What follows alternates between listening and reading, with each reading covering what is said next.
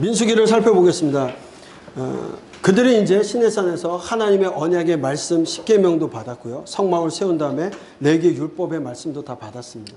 그 율법의 말씀대로 그들이 살아가겠다고 약속도 했습니다. 그렇다면 이제 그들은 그 말씀대로 어떻게 살아가야 될지 생활 속에서 보여지는 것입니다. 민수기는요, 하나님의 백성에게 요구되는 것은 오직 순종이다. 훈련이 필요합니다. 바로 하나님의 사람이 되는 것이 아니라 말씀을 받은 그들이 생활 가운데 훈련되어지는 과정이 민수기입니다. 바르게 갔다라면 하나님의 약속하신 적각꿀이 흐르는 그 땅에 2년 만에 올라갈 수 있었음에도 불구하고 그들이 불순종으로 말미암아 정탐 이후에 40일을 40년으로 1년씩 해서 40년간 일명 속된 말로 뺑뺑이 도는 과정이 민수기에 나타나게 됩니다. 그러나 그것이 뺑뺑이만이 아니라 하나님 앞에 어떻게 살아가는 것인지를 배우는 훈련의 과정이다. 이렇게 기억하시면 좋을 것 같습니다. 베미드 바르라고 해서 광야에서라는 뜻을 갖고 있습니다. 우리 말로는 이제 백성의 수를 셌다 해서 102번의 1차, 2차 개수가 있었기 때문에 백성의 수를 센 민수기 이렇게 표현을 하고 있습니다. 사실 광야에서 있었던 일들을 설명하고 있다. 모세가 여호와의 명령대로 그 노정을 따라 그들이 행진한 것을 기록하였다라고 되어져 있습니다. 모세가 썼고요. 배경은 시내산에서 출발하여서 약속의 땅으로 가는 광야 여정 가운데 나타나고 있고, 하나님께서 아브라함에게 너로 큰 민족을 이루고 약속하셨던 그 말씀이 실제 이루어진 것을 민수기를 통해서 확인하게 되어집니다. 그래서 전쟁에 나갈 수 있는 남자의 숫자만 60만 3,550명이 계수되었다. 그 이야기를 통해서 하나님께서 아브라함에게 약속하셨던 거, 아브라함은 보지 못하고 죽었지만 하나님 신실하게 그 약속을 이루셔서 큰 민족을 이루셨음을 구체적으로 실현됐음을 보여주고 계시는 상황이 배경입니다. 기록 연대 1406년 그때쯤 되어지는 것으로 보여지고요. 민수기 거의 38년에 걸친 기간을 다 다루고 있다. 그래서 38년 여정 마무리 되어질 때에 모압 평지에서 기록된 것으로 봅니다. 기록 목적입니다. 광야 생활 중 갖춰야 할 질서와 규율, 제사장들과 레위인들의 임무 수행을 위한 지침들이 주어져 있고요. 또 이스라엘 백성들의 여정인데 이것이 지리적인 여정뿐만이 아니라 그들의 삶의 여정, 영적인 여정까지도 포함한 일들입니다. 하나님께서 율법의 말씀을 순종하는 삶을 가르치시기 위한 것이 민수기다 말씀드렸습니다. 자, 민수기는 몇 장까지 이루어져 있다고요? 36장입니다. 왜 36장이라고 했죠? 네, 구약의 네 번째 책이라서 36권입니다. 36장으로 되어져 있습니다. 이 36장은요, 크게 세 부분으로 나눠져 있습니다. 장소적으로 봤을 때도 시내산에서부터 모압 평지까지, 모압 평지 두 군데를 빼고는 광야, 모압 평지로 가는 여정 속에 있습니다. 자, 첫 번째 10장 10절까지 시내산에서 출발 준비. 따라해 주시죠. 시내산에서의 출발 준비. 광야 여정. 모압 평지에서의 출발 준비. 출발 준비를 두 번 합니다. 시내산에서의 출발 준비를 하면서 인구 계수를 하고요. 그 다음에 광야 여정이 있고, 그 다음에 모압 평지에서 가나안으로 들어가기 앞서서 출발 준비를 하면서 또 인구 조사를 합니다. 그래서 출발 준비가 양쪽으로 있고 가운데 광야 여정이 있다. 이렇게 보시고 세 부분을 기억하시면 좋을 것 같습니다. 자, 민수기의 율법과 이야기의 대칭적인 구조가 있습니다. 어떤 얘기하냐면, 한 이야기가 스토리가 전개되고 나면 그 일로 인하여 다시 한번 율법의 말씀을 주세요. 계명은 이런 것이다. 그들이 범죄하고 잘못했을 때 그 이야기를 써놓고 율법의 말씀을 또 주세요. 그래서 이 구조로 본다라면 보시는 것처럼 10장부터 14장까지 이야기가 진행되고 15장에서는 율법의 이야기를 말씀하시고 16장부터 17장까지의 이야기가 진행되고 18, 19장에 율법의 이야기를 주시고 20장에서 25장까지 이야기 다음에 또 율법의 말씀. 이렇게 대칭적으로 해서 하나님의 사람들이 광야 훈련 속에 이렇게 살았는데 이것은 이런 말씀이 필요하다라는 것을 다시 한번 정립해 주는 것이 민수기. 그렇게 보시는 방법도 있습니다. 자, 1차 인구조사입니다. 먼저 장정을 개수합니다. 그리고 인구조사가 되어질 때까지 장정을 개수하고 진영을 갖추고 제사장과 레위지파를 따로 개수하고 그리고 다시 한번 아론과 그 아들들과 레위지파의 임무에 대해서 설명하고 있는 것이 1차 인구조사에 대한 이야기들입니다. 여러분들 말씀드린 것처럼 첫 번째 인구조사가 출애굽 후 2년 2월 1일 13개월째 되어지는데 그리고 그때 개수된 인원수가 60만 3,550명이었습니다. 20세 이상 싸움에 나갈 전쟁에 나가서 힘을 쓸 수 있는 정상적인 남자들만 종족과 조상의 가문에 따라 개수되었고 레위 지파는 개수되지 않았습니다. 근데 여러분들 레위 지파가 하나님 앞에 갑자기 레위 지파가 쓰임을 받아요. 근데 이 레위 지파가 왜 선택되었는지에 대해서는 성경은 기록하지 않습니다. 아마도 출애굽 과정 속에서 그들이 황금 송아지를 만들고 범죄했을 때 모세가 와서 뭐라고 얘기하냐면 여호와의 편의 선자들 나오라고 해요. 하나님 편의 선자들이 나오라고 했을 때 아무 지파도 안 나왔는데 레위 지파만 나왔어요. 창세기에서 저주받았던 그 지파, 시몬과 같이 저주받았던 그 지파가 하나님 말씀 앞에 서서 모세 하나님 편에 서서 자기 일가 친척 3,000명을 죽입니다. 짐승 잡는 것도 끔찍한데 그동안 같이 왔던 그 일가 친척 하나님 앞에 범죄했던 앞장섰던 사람 3,000명을 죽이는데 쓰임받고요. 그때부터 하나님께서 그들을 레위 지파 하나님의 예배 지파로서 사용되죠. 그렇게밖에 해석이 안 되죠. 성경에는 다른 내용이 없습니다. 어쨌든 레위 지파를 선택하셨어요. 장자 지파를 선택한 것이 아니라 레위 지파를 장자와 같이 하나님을 섬기는 일에 사용하고 계시다. 자, 네, 진영별로 되어졌고요. 그렇게 해서 개수되어진 것이 나중에 이제 2차 인구조사 때도 보게 되겠지만 숫자가 많이 줄어드는 지파가 있고요. 그대로 유지되어지는 지파가 있고 광야 40년 여정 속에서도 2차 인구조사를 하면 별 차이가 안 납니다. 1820명 정도 차이가 나는데 그렇게 본다면 하나님께서 40년을 그 광야에서 먹이시고 살리시고 그렇게 하시네요. 옷이 휘어지지 않고 신발에 닳지 않고 구름기둥과 불기둥으로 날마다 먹이시면서 그들을 이끌어 가셨다라는 것, 그것을 설명하고 있습니다. 아주 작은 일부터 큰 것까지 하나님께서 이끌어 가시는 모습을 보게 될 겁니다. 진영을 놔둡니다. 이제는 하나님과 언약을 체결하고 나서는 이제 군사적인 진영을 나눕니다. 인구조사도 하고 그 다음에 진영을 나누게 되어지는데 그때 진영이요. 성막을 중심으로 레위 지파들이 동서남북을 차지하게 되고 그리고 나서 유다 진영부터 동, 그 다음에 서, 남, 북으로 세 지파씩 진영을 이룹니다. 그들이 텐트를 치고 머물 때는 성막을 중심으로 바라보면서 이 지파별로 이렇게 성막을 바라보면서 진영을 이루게 된다는 거예요. 하나님 나라는 하나님을 중심으로 하나님과 그들 가운데 계시면서 그들이 살아가는 동행동거하는 삶이었다. 네, 거룩에 관한 규례요. 정결법을 주시고 나시린 하나님께 드리는 예물 이런 일들을 통해서 레인을 유죄로 드리는데 정결법은 여러분들 레위법에서 이미 주시는 말씀 가운데 더 이제 그들과 하나님의 백성으로서 신체적으로 또 부부관계에서 성결하기 원하시는 마음을 말씀하십니다. 그리고 나시린에 대한 거는요. 레위 지파만 하나님을 섬길 수 있는 것이 아니라 자신이 자원하면 하나님을 섬길 수가 있었어요. 그래서 나시린이라는 것은 일반 백성이 하나님께 시간을 정해서 남녀차별 없이 누구든지 내가 평생일이든 아니면 일정 시간을 정하고 그동안 나시린 삶을 살겠다 한다라면 그렇게 쓰일 수가 있었습니다.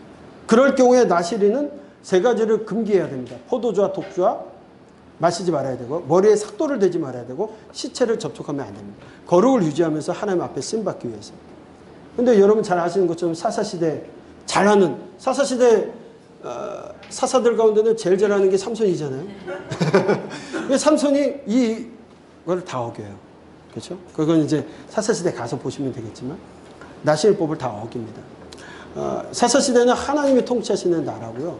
하나님이 재판관을 세워서 하나님 친히 왕 되시는 나라였는데 그것을 제대로 이끌어가지 못하죠. 레인을 요제로 드렸다라는 것은 실제 아까 요제가 어떻게 드린다고 해서 거제 요제하면서 올려드리는 거 했잖아요. 그렇게 드렸다라는 것이 흔들어 드렸다라는 의미보다는 하나님 앞에 거룩한 자녀, 거룩한 그 사람들로 구별되었다라는 의미로서 레인들이 하나님 앞에 쓰이게 되어지고요. 여러분들 4장 2절로 3절에 보면 레인들 첫 나이가 30세부터 50세까지 사역할 수 있다고 되어 있는데 뒤에 가면 8장에 보면 또 25세로 줄어들어요. 그렇죠? 아니 다른 부분이 아니라 같은 민수기에서 왜 이렇게 줄었을까? 그리고 오히려 이제 나중에 보면은 역대기에 가면은 역대기 23장에서 다윗은 20세로 또 줄입니다. 그때는 시대가 지나갔으니까 그러다 치더라도 여기선 왜 그렇게 되느냐? 레인의 정년은 실제 30세에서 그 50세까지 쓰임 받는데 25세부터 뽑아서 인턴십을 하는 거예요. 그리고 가장 힘이 좋을 때. 여러분 그곳에서 봉사하는 것도요. 힘이 굉장히 필요한 육체적인 노동이었거든요. 그러다 보니까 그 시기에 쓰임 받을 수 있도록 하신 것은 아닌가 그렇게 저희가 볼 수 있습니다. 그래서 이게 낮아졌다라는 개념보다는 성막을 섬기는 훈련 준비 인턴 기간으로 이해하는 것이 가장 바람직한 요 민수기를 보는 해석 방법이다 이렇게 볼 수 있습니다. 네. 그리고 이제 출발 준비를 합니다. 출발 준비를 하면서 두 번째 유월절을 보내게 되어지죠. 네. 정결 예식이 끝나고 레인들을 하나님께 드리고 나면서 이제 출발 준비를 하면서 9장에서 10장 10절까지 출발 준비를 하는데 그 가운데 이제 두 번째 유월절을 보내고요. 그 유월절을 보내고 나서 출발을 할 때 나팔 소리를 내면서 이제 진영을 갖추는 법, 출발하는 거 신호들을 주게 됩니다. 출발하는데 그 길을 안내하는 것이 출애굽기 40장에서부터 성막에 하나님의 구름이 임하셨던 것. 그래서 이제 이것이 떠서 움직이기 시작하면 이스라엘 백성은 텐트를 거두고 따라가야 돼요. 하나님께서 머물라고 하는 곳에 머물고 하나님 가게 되시면 가는 그런 삶을 살게 되는 거죠. 네. 그래서 그 40장에서부터 연결이 되어지는 것을 보게 되어지고 이제 광야 여정으로 갑니다. 이 광야 여정 가운데 9세대가 실패하는 이야기들이 나와요. 그렇죠? 9세대들이 하나님 앞에 올바로 살지 못하고 실패하는 인생들을 살게 되는 이야기가 여기서 진행이 되어질 겁니다. 자, 먼저 가데스까지 가는 여정 가운데 그들이 이제 시내산에서 바란 광야로 행군을 합니다. 행군을 하고 그 가운데 그들이 원망하는 일로 인하여 불이 나와서 다베라 사건이 있었고 또한 섞여 사는 자들이 고기 먹고 싶다라고 불평하면서 70인 장로를 세우는 사건 그리고 그들에게 하나님께서 매출하기를 보내주시는 사건들도 있었고요.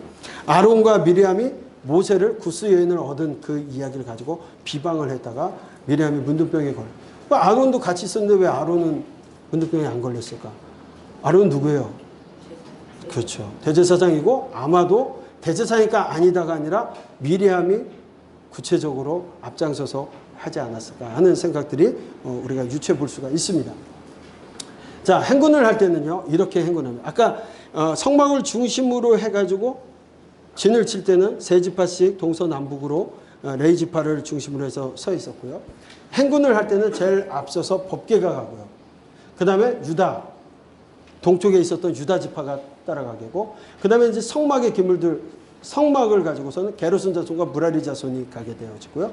그 다음에 루벤이 군기를 들고 시므온 가스이 가고요. 그 다음에 고앗 자손들이 성물을 갖고 그 뒤에 나머지 지파들이 쫓아가게 되어집니다. 네. 늘 법궤가 앞서가요. 그러다 보니까 나중에 보면은 여러분들 아시는 것처럼 그 법궤를 갖다가 하나님께서 그곳에 임하신다는 의미와 상징을 모르고 마치 법궤만 앞에 가면 전쟁에서 승리하는 아이템으로 생각해서 나중에 엘리 대제사장 아들들이 전쟁에 나니까 법궤를 가지고 출전하지 않습니까? 그런 의미들은 하나님의 법궤를 어떤 아이템화 시킨 거예요. 오히려 하나님이 앞서 가시는 것이 아니에요.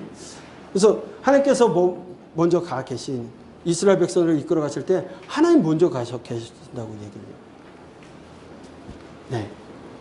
다베라 사건이 있었고 섞여 사는 자들의 불평과 불만이 있었는데요. 이 일은요.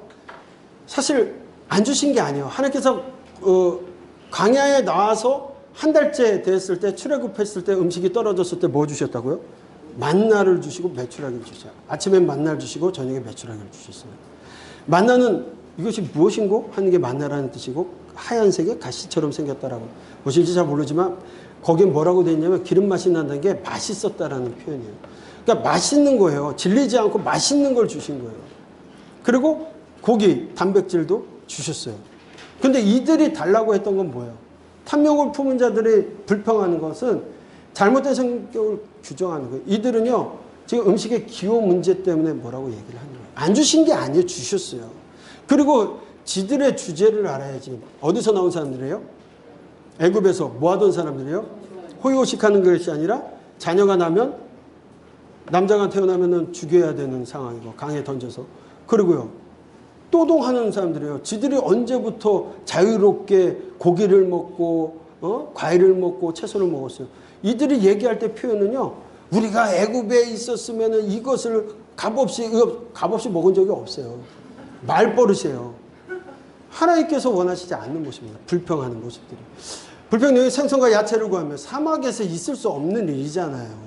물론 만나와 메추라기도 있을 수 없는 일이지만 이런 걸 달라는 건요. 먹을 것 만나밖에 없다라고. 이미 먹는 음식이 있음에도 구할 수 없는 음식을 요구하는 거예요. 이게 죄입니다. 자세한 묘사를 하지만 군진의 문제가 아닌 음식의 기호, 더 먹고 싶다는 욕심이에요. 네. 그래서 그들이 그렇게 얘기했을 때 하나님께서 그들을 데리고 가시면서 어떤 일들을 이렇게 쭉 가다가 어디요? 기브로 핫다와에서 그들이 이제 일을 벌이게 되어지는데 어떤 일이 벌어지냐? 탐욕의 무덤이라고 해서 매출하게 하나님 보내주세요. 그래? 울고불고 섞여 사는 무리들이 출애굽할 때 쫓아났던 사람들이 울고불고 하니까 이스라엘 백성이 다 울어요. 자기 장막에서 다 울고불고 하는. 음식 때문에 울고불고 할 일이 아닌데 하나님 앞에 그렇게 살아가겠다라고 거룩한 백성으로 살아가겠다고 약속까지 했던 사람들이고 언약을 받은 사람들인데 지금 장막에 앉아서 뭐 하냐면 울고불면서 고기 더 주세요. 고기 더 주세요. 고기 먹고 싶다고 울어요. 그랬더니 하나님께서요. 고기를 주세요. 그래? 먹어라. 만날 보내주시는데 얼마큼 주시냐면 하룻길로 사방 하룻길 동서남북 사방 하룻길 2규빗 90cm 그 1m 정도의 뭘 보내주세요? 매출을 한번 먹어봐. 그래서 보내주시니까 적게 거둔 사람들이 얼마를 거뒀다고요? 10호벤을 거뒀다라고 되어 있어요. 여러분 그날 종일 종야 그 이튿날 종일토록 매출하기를 모았는데 적게 모은 자가 10호멜이다.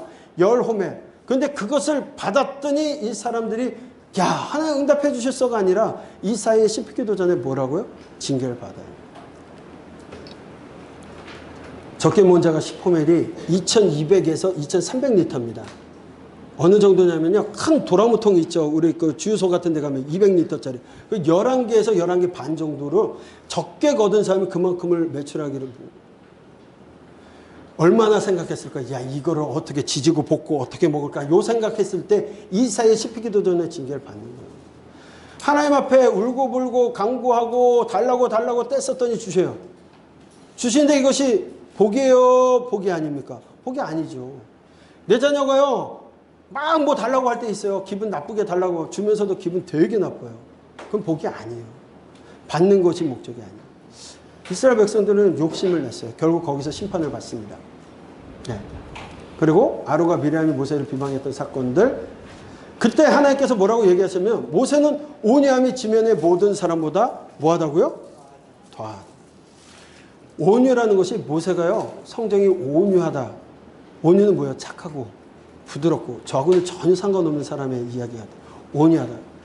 여기서의 온유는요. 신약에서 말씀하는 온유가 아니에요.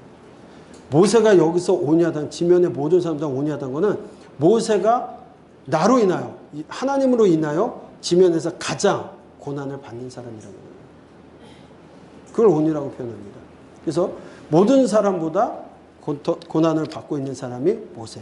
그렇기 때문에 누굴 인정하는 거예요? 모세. 미리암과 아론이 구스에서 채운 걸 가지고 비방할 수 없는 거죠. 아니 인간적으로 보면 미리암이 모세의 누나니까 야 너 왜 그럴 수 있어? 이게 아니었다라는 거예요. 그리고 그가 미리암이 그렇게 얘기한 것들이요. 모세 앞에 이렇게 얘기한 것이 아니라 딴 데 가서 비방하면서 얘기하는 거예요. 그걸 하나님 좋게 보시지 않았고 문둥병에 걸리게 되어집니다. 가데스에 가는 일에서 이제 여러분들 잘 아는 거 가나안 정탐 사건이 있었죠. 이 가데스 바네에서 정탐 사건을 기록하고 있는데요. 그들은 정탐꾼의 보고를 듣고 불평하고 원망합니다. 신명기에서 여기서 이제 하나님께서 보내신 것처럼 되어져 있는데 모세가 신명기에서는 백성들이 요구했다라고 되어 있어요. 결국 하나님 올라가라고 하셨거든요. 올라가라고 했는데 올라가면 되는데 그들이 미리 가서 정탐 좋은 땅인지 보고 오겠다는 거예요. 그래서 각 지파에서 12명을 뽑았는데 잘 아시는 것처럼 10명은 다녀와서 40일간을 다녀와서 좋은 것들을 갖고 왔는데 야 가보니까 거기에 안악 자손들이 있더라. 보니까 네피림같이 큰 자손들이 있고 우리가 보기에는 거기 가니까 뭐가 같다고요? 메뚜기 같이. 하나님 그게 불순종이에요. 그게 하나님을 신뢰하지 않는 거예요. 자기 자신을 하나님께서 선택한 민족인 자기 자신들을 메뚜기처럼 여기는 그 하나님이에요. 메뚜기 하나님이 된 거예요. 단 2명은 뭘 얘기합니까? 여러분들 생각해보면 2명 누구예요? 여호수아와 갈렙은 정신없는 거죠. 어떻게 그걸 보고서 내 밥이라고 얘기해요. 그러나 그들이 하나님을 신뢰하기 때문에 하나님께서 이루시를 바라보고 믿음으로 나갔다는 거예요. 결국 여기에서는요. 믿음과 믿지 않는 순종과 불순종의 문제였어요. 결국 이 문제로 인하여 그들은 40년을 이곳 신광야에서 38년을 더 돌게 되는 거죠. 총 40년이니까 38년에 뺑뺑이라고 얘기하는 그 일들을 가면서 1세대는 다 죽고 새로운 2세대 계수되어졌던 1세대는 다 죽고 그렇다면 계수 20 이하에 들어갔던 사람들과 광야에서 태어난 사람들 그 사람들만이 2세대로 준비가 되어지고 계수가 안 되었던 사람들 제사장 엘레사르나 그런 사람들은 그냥 들어가는 거고요. 그렇죠? 계수되었던 사람들 가운데서는 누구만 여호수아와 갈렙만 들어갈 수 있고 모세와 아론도 못 들어가는 땅이 되어지게 됩니다. 예, 가나안 정탐을요. 여러분 아시는 것처럼 아마도 해안길보다는 족장길을 통하여서 쭉 올라가서 보고 내려왔던 것으로 보여지고요. 그 이야기를 보고 와가지고 그들이 통곡하면서 여러분 습관적으로 얘기하는 거 있죠. 원망하면서 애굽 땅에서 죽었거나 이 광야에서 죽었으면 좋았어. 하나님이요 지금 종된 놈들을 데려다가 자유인 만들어놨더니 애굽 땅에서 죽든지 내가 여기서 죽을 이게요 입버릇처럼 나오는 그들의 불순종하는 모습이에요. 하나님을 믿지 않아서 나오는 습관적인 언어. 이 언어 행위가 그들의 인생을 만들어가는 겁니다. 하나님께서요 그걸 보고 이스라엘 진멸하려고 하셨어요. 하나님 3번 진멸하시려고 하셨습니다. 금송아지 사건 때 모세를 너로부터 다시 시작하자고 했고 가나안 정탐한 후에 그들이 애굽으로 장군을 세워서 돌아가자고 얘기했을 때 저것들 다 진멸하겠다고 얘기하셨고 고라와 다단과 아비람 반역 사건 때 그들을 진멸하고자 하셨어요. 그러나 그때마다 모세 생명을 건 기도 그게 중보 기도예요. 누구를 위해서 뭐 해주세요? 그건 도구라는 표현을 쓰고요. 생명을 건 중보자는 예수님밖에 없습니다. 근데 구약에서는 예수님의 예표로서 모세라든가 그런 분들이 생명을 걸고 하나님 앞에 기도하는 모습을 중보 또는 중보 기도라고 표현을 하는데 그렇게 기도해서 진멸을 면하게 되죠. 네. 네? 이 사건입니다. 또 그 다음에 있어지는 것이 거룩에 관한 규례 계명 지킬 것. 결국 그들이 잘못하고 나면요. 그리고 나서 다시 한번 하나님께서 여호와께 어떻게 드리는 것, 제사는 어떻게 드리는 것 그런 이야기들을 다시 하세요. 예배에 대한 얘기들 회복시킬 수 있는 방법들을 다시 주십니다. 자, 이 가운데 여러분들 아시는 것들이 옷단술 이거는 이제 신명기에 나오는 제1, 제2 쇠마라고 하고 요 옷단에 닿는 술을 갖다가 제3 쇠마라고도 표현을 합니다. 여러분들 이 사람들 거룩을 위해서 푸른색 청색으로 해가지고 옷단 겉옷 이 끝에다가 이렇게 소를 만들어서 이렇게 단을 했어요. 술을 만들었어요. 이건 뭐냐면 옷을 입고 그것을 볼 때마다 거룩한 백성이라는 것을 뭐 하라고요? 생각하라. 그래서 신약에 예수님의 옷자락을 만질 때 여인이 어디를 만졌을까? 라고 얘기할 때 요 옷단 술을 만졌을 것이다 라고 말씀하시는 분들도 일리가 있는 얘기들 중에 하나예요. 결국 거룩을 유지하는 모습들이 이런 모습으로 그들은 삶 속에서 있었다. 그런데 고라와 다단과 아비람이 반역을 하죠. 왜 반역을 했을까요? 고라를 생각해 보십시오. 고라는 모세의 사촌지간입니다. 고라도 보니까 야 모세나 나나 하나님께서 쓰임받는 거 선택된 거 레이지파로 쓰임받는 거 똑같아요. 고라도 성물을 만지고 옮기고 할 때 그런 일들을 하잖아요. 그런데 모세만 하나님의 말씀을 듣고 모세만 앞에 있는 게 별로 안 좋게 여겨지고 하나님께서는요. 누군가를 선택해서 일을 하실 때 그에게 필요한 일을 주시고 거기 일을 순종하고 살아가는 것이 하나님 방법이었는데 그는 더 나은 거예요. 하나님보다. 하나님 생각보다. 결국 고라의 2가지 죄가 뭐냐면 반항한 것이고 자기에게 맡겨지지 않은 사명을 침범하는 것이 죄였어요. 하나님께서는 각기 다른 크고 작은 것, 큰 거든 작은 거든 하나님께서 맡겨주신 거에 최선을 다하는 것이 하나님께 순종하는 삶 아닙니까? 오늘 우리에게 목회자로서 세워주시고 주실 때 왜 다 똑같은 마음으로 큰 교회 안 주실까요? 주어진 대로 순종하는 것, 그걸 하나님 가장 기뻐하시는 일이 아닐까라는 생각을 합니다. 고라와 르우벤 자손 다단 아비람이 밀착할 수 있었던 건요, 진영을 한번 잘 생각해 보세요. 고라가 네 지파로 서 있는 그 밑에 진영에 누가 있어요? 네? 르우벤 지파가 위치합니다. 고라가 반역을 꿈꾸니까 그 밑에 같은 진영에 있었던 사람들이 똑같은 생각을 가고 반역에 동참을 합니다. 여러분, 복 받을 자리에 같이 계셔야 돼요. 죄 짓는 자리에 계시다가는요, 그냥 같이 문제가 되죠. 제가 우리 청년들에게, 젊은 사람들에게 늘 얘기합니다. 뭐라고 얘기하면, 죄 짓는 가운데도 기도해라. 빠져나올 생각을 해라. 죄 짓는 자리에 계시면 안 되죠. 예. 르벤이 아마도 열등감을 가지고 있었던 것 같아요. 장자였지만 본인이 그 쓰임받지 못하는 면에 대한. 자, 이 일로 인해서 250명뿐만이 아니라 연병이 돌고 이 일로 인해서 죽은 자가 14,700명이었다. 네, 그렇게 되죠.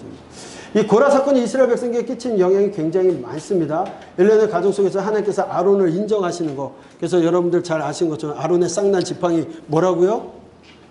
살구나무요? 살구나무는 없습니다. 무화과 나무입니다. 거기는 살구가 없어요. 무화과 나무를 우리는 살구, 행인이라고 한자를 쓴 걸 갖다가 우리는 행인을 살구라고 하거든요. 그래서 그렇게 번역이 되어졌다라는 거. 네. 모압까지 여정 속에 있었던 일들, 모압으로 행진하게 됩니다. 미람의 죽음과 그리고 무리바의 물, 모압까지 오는 여정 속에 40년 시간이 다 지나갈 때의 일입니다. 그 가운데 미리암도 죽고 아론도 죽고 모세만 남게 되어지는데 하나님께서 아론과 모세가 약속의 땅에 들어가지 못하는 이유들에 대한 이야기를 주시는데, 여러분, 무리바에서 물이 없어요. 하나님께서 여지껏 이끌어 가시면서 계속 필요에 따라 주셨는데 이 무리바에 물이 없다라는 뭔가 이유가 있는 거겠죠. 무리바는 뭐 하는 곳이에요? 무리바는 물이 있어야 되는 곳이에요.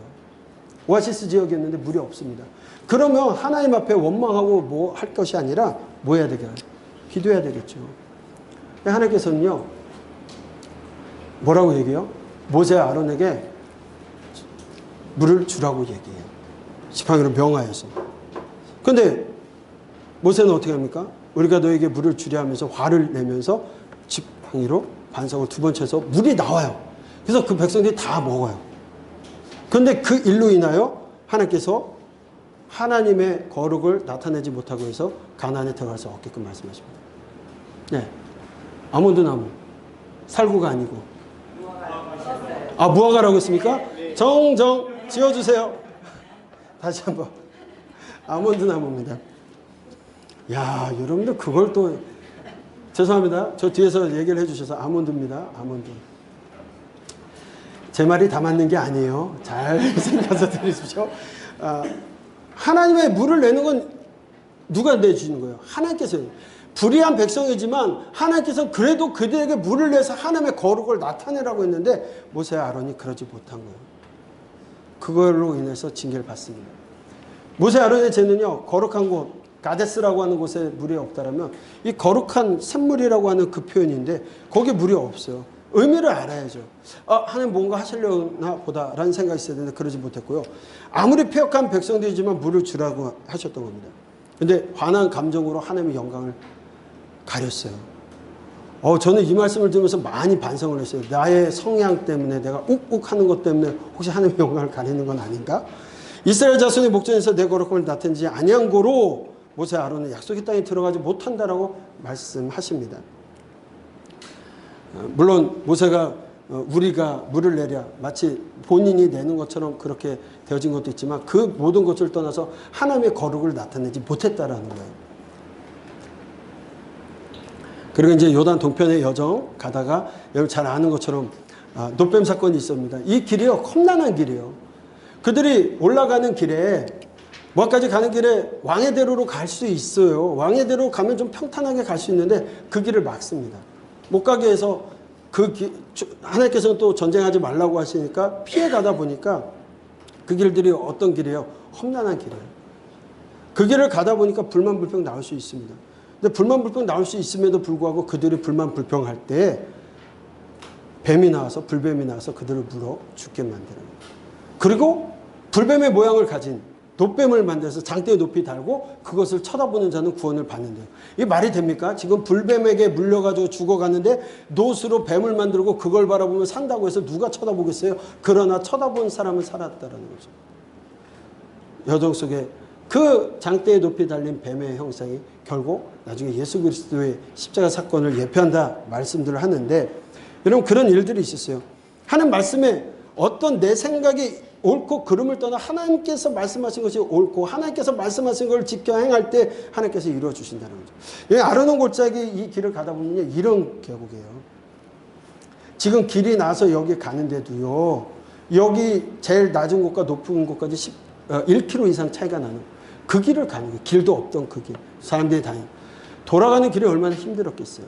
그럼에도 불구하고 하나님의 백성들에게 요구하시는 것들이 그들을 지켜 행하지 않을 때 하나님께서 심판하셨다라는 거예요. 네. 모압 왕 발락과 술사 발람에 대한 얘기. 모압 왕이요, 사실 이 이야기는요, 이스라엘 백성들이 모압에 있을 때 이스라엘 백성들이 전혀 모르는 상황에서 일어나는 일들입니다. 그렇죠? 그냥 모압 왕 발락이 이스라엘 백성들이 거기 와 있으니까 겁도 나고 저것들을 어떻게 해서 저주해서 약해지면 자기가 칠까 생각해서 발람이라는 술사를 데려다가 저주해달라고 얘기하는데, 술사 발람이 와요. 하나님께서 처음에 가지 말라고 명하셨는데 돈 생각이 났는지 갑니다. 나중에 하나님께서 허락하시니까 간다고 하는데 그게 아니었어요. 하나님 처음에 가지 말라고 한 게 명령이었는데 가고자 하는 의도가 있어요. 그럼 가라. 가는 대신 저주하지 말라고 얘기했는데 그 길을 가면서 동물도 하나님의 뜻을 알아보는데 영의 눈이 가려있어요. 하나님의 술사라는 사람이. 결국은 3번 가서 하나님 앞에 장소를 바꿔가면서 이스라엘을 저주하라고 하는데 저주를 못하고 어떻게 합니까? 이스라엘을 축복하는 내용. 이스라엘은 전혀 몰라요. 이스라엘이 알지 못한 상황 속에서도 하나님께서는 그 다른 나라에서 역사되어지고 있는 일 가운데 이스라엘을 복주고 계셨다는 거예요. 그런데 나중에 보면요, 이 발람이 못된 짓을 합니다. 이스라엘 백성들이 범죄할 수 있는 길, 이쁜 여자들을 데려다가 이스라엘 젊은이들을 꼬시게 해서 범죄케 하는, 거기에서 나오는 사건이 바알본 사건이에요. 모압에서 우상 숭배하면서 그들의 성적인 문화로서 이렇게 예배하는 모습들. 결국 발람은 바로 간 것이 아니라 그렇게 범죄할 수 있는 길을 열어놓고 나중에 하나님께서 징계하실 때 같이 죽게 되어집니다. 네. 하나님 허락하신 게 아니었다라는 거죠. 네. 그리고 2차 인구조사입니다. 두 번째 인구조사는요, 하나님께서 하시게 되는데 60만 3,550명에서 40년이 지난 다음에 인구조사했을 때 그렇게 많은 차이가 없었다라는 걸 말씀하시고요. 두 번째, 슬로보아 딸들의 상속 문제는 부모가, 아버지가 안 계시면 여자 혼자 이렇게 상속자로 남았을 때 그들에게 기업이 없을까봐 그거에 대한 보충적인 이야기를 해서 다시금 그들에게도 땅을 기업으로 줄 수 있는 일들. 아직은 주어지는 게 아니죠. 땅이 배분될 때 그렇게 되어질 일들을 얘기하게 되고, 후계자를 지명하십니다. 모세는 들어갈 수 없게 되고, 여호수아를 세우고 엘리야살 앞에서 모든 사람들 앞에서 그 방법을 통해서 우린과 둠빔을 통해서 하나님께서 세우셨음을 보여주게 하고, 이제 그들에게 2차 가나안으로 들어갈 준비를 하게 만드시는 거죠. 네.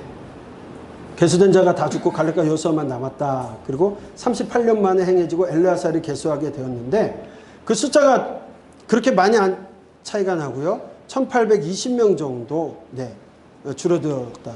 결국 하나님께서 이끌어 가셨고요. 물론 범죄한 가운데 지파가 많이 줄어든 시므온 지파 같은 경우도 있습니다. 하나님 앞에 신무리가 범죄할 때 그 앞장섰던 시므온 지파를 하나님께서 이렇게 줄여주신 게 아닌가, 그때 많이 죽은 게 아닌가, 그렇게 볼 수가 있습니다.